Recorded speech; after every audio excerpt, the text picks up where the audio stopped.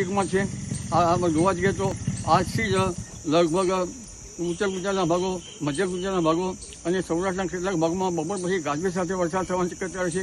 15મી જૂને વરસાદ વધવાની શક્યતા છે અને તારીખ 17મીએ લગભગ 1.5 કિલોમીટર હાઇટના પવનો જે લગભગ ધીરે ધીરે બનશે અને અરબ સાગરમાં પણ એક સિસ્ટમો બનશે અને આ પવનની ગતિ પણ લગભગ ગુજરાત તરફ રહેવાની શક્યતા છે.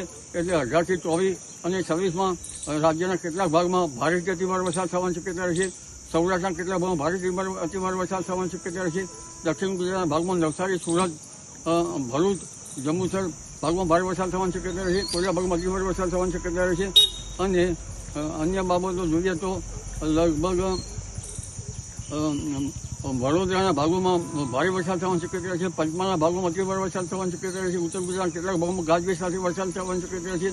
એટલે આજથી ચોમાસું આગળ વધશે અને તારીખ 18મીથી આ ગતિવિધિ વધશે. જી.